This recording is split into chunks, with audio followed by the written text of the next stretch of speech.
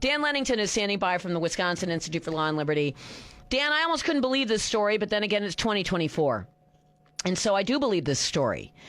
It is the Wisconsin Institute for Law and Liberty's intention to bring legal action against the Wauwatosa School District if the Wauwatosa School District goes forward and cancels STEM, right? That's exactly right. They want to get rid of STEM-specific programs and close an entire school called Wauwatosa STEM because it's too white. Too white. So STEM is too white. So we're going to get rid of STEM programs and we're going to get rid of a STEM school because it's too white. Yeah, that's what equity is. Whenever, parents out there hear their school board or their superintendent or their principal talk about equity, that's what they mean. They mean that there should be a precise racial balance within the schools, within each classroom, each program. I've even heard teachers say things like the student council should be diverse and should reflect the makeup of the student body or some of the sports teams or the clubs. Certainly faculty committees need to be equitable. That's equity when you're talking about public schools. It just means that the racial balance of every given group should meet the makeup of the community. And that's illegal. You can't do that. It's unconstitutional. So what we've got STEM, which is science, technology, engineering, and math. And correct me if I'm wrong. I mean, maybe I'm on glue. I don't think so. But it wasn't that long ago where everybody was clamoring to try to get STEM programs in place because we were needing to import science, technology, engineering, and math students from overseas. We didn't have enough STEM students. We wanted girls in STEM. Everything was STEM, STEM, STEM. And now we're just canceling STEM because the students in Wauwatosa are too white? Yeah, and actually, if you look at the statistics, it's kind of remarkable. Wauwatosa is about 65% white. And the superintendent is upset because the STEM programs are 75% white. So a difference of 10%, just slight, I guess you'd say just slightly too white. But in the world of equity, that is a sin, and you cannot have a program that has too many whites or too many Asians. We've seen this around the country. There's a Supreme Court case pending right now about a Boston charter school that the admissions criteria were changed to get rid of all the Asians. There's a case that Eric Adams in New York City was sued over trying to close what are called exam schools because there were too many Chinese American students in them. And then in Fairfax County, Virginia, there was also another case in which a school district changed the admission criteria for one of its elite school because they had too many Asians. And so this has been going on around the country, trying to get rid of programs with too many Asians, too many whites. And here in Wauwatosa, apparently it's too white. The Wauwatosa STEM school's got to close. STEM school is 75% white when the district's only 65% white. And then the STEM programs, I'm guessing those got to go too. So instead of trying to make it so that the educational quality in the Tosa schools is sufficient to bring everybody who's interested in STEM, or how about this, is sufficient to make more people interested in STEM. Instead of doing that, let's just cancel the program, huh? We're not going to even bother to try to improve education, to try to target groups that are falling behind and maybe don't have an excitement about science, technology, engineering, and math. Maybe get them excited about that. Nope. Just cancel the program because we can't have any more Asian or white engineers or physicists, right? That's what they're saying. That's really dumb. So we're not going to, by the way, that just means we're going to have fewer engineers and physicists and mathematicians and things like that, because if you're not going to improve education, you're just saying we want less of these kids. Yeah, if you, according to the U.S. News and World Report last rankings, Wauwatosa STEM School was the third best elementary school in the entire state of Wisconsin. It is the highest performing charter school in the state of Wisconsin. And it's going to be closed now because of equity. And so we've seen this also apart from other states. We've seen it within Wisconsin on other programs, such as there's a book out there that's been floating around public schools called Grading for Equity, where they want to change the way kids are graded in schools to make sure that there's no racial disparities in how people are graded. Discipline policies also have been changed quite a bit so that what they would call black and brown kids are not punished as much as white kids. That's really unwritten rules in most schools. And, of course, AP classes, AP Advanced Accelerated Algebra classes for 8th graders. Those have been all out the door. And you know what? When parents go to the school board meetings and they hear about this, all they hear about is equity. They say, well, these are not equitable programs. And then they just move on to the next thing.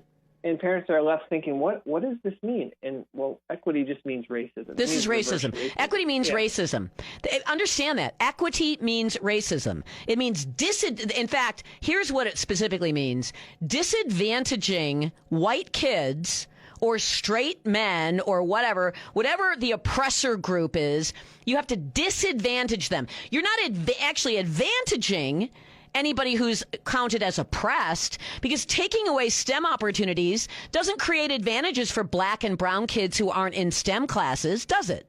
It just punishes kids who are in STEM classes. And on discipline, taking away discipline doesn't make the schools better. It doesn't make the black and brown kids who aren't being disciplined better.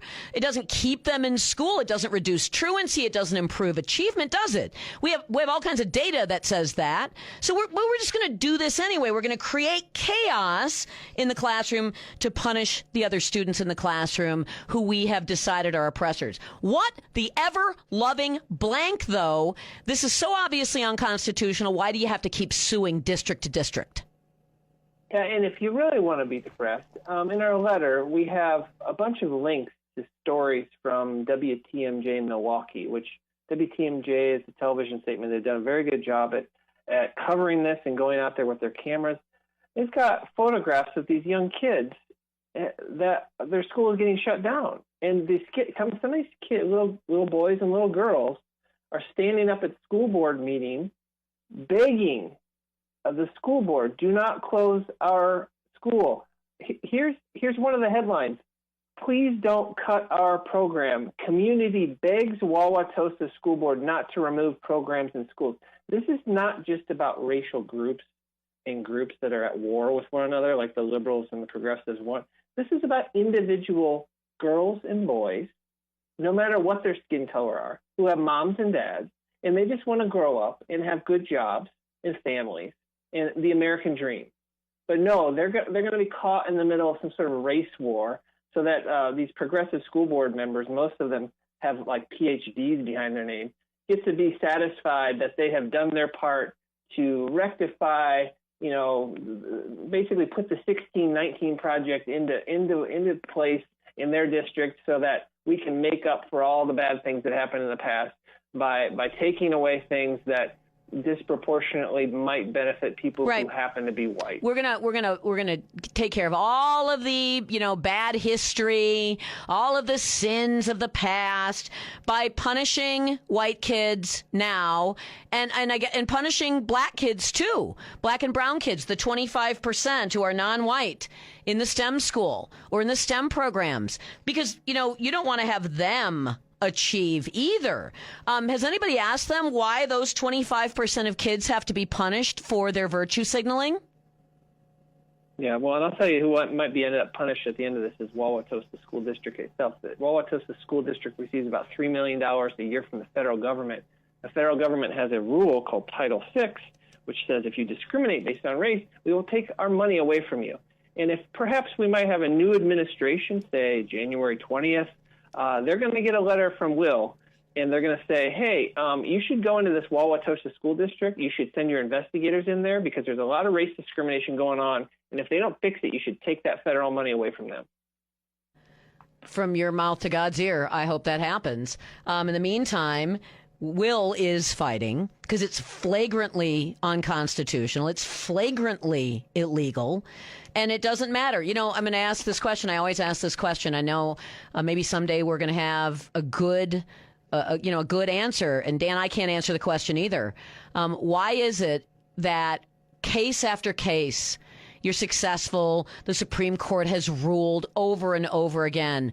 Why is it that you still have to go and fight school to school, district to district on things that have already been settled by the courts? That's what we do. We dismantle race discrimination brick by brick, and we're going to keep doing it. And when people give us money, that money goes directly into our cases. And you can get a lot of bang for your buck by donating to Will, and we get results. We take your money and we win. And we win on conservative causes, and we win all day long, and that's what we do with your money, and we're happy to do that. And so it's, we're fighting an enemy out there that does not believe in the American dream, that does not believe in liberty and our freedoms that were given us by God. And we're out there fighting for them every day. Yeah, and they absolutely hate everyone. I mean, you have to hate children to punish them this way. By the way, the donation to Will is tax deductible, so consider that. When you're thinking about your year-end charitable donations. Wisconsin Institute for Law and Liberty wi-liberty.org. Dan Lennington, thank you.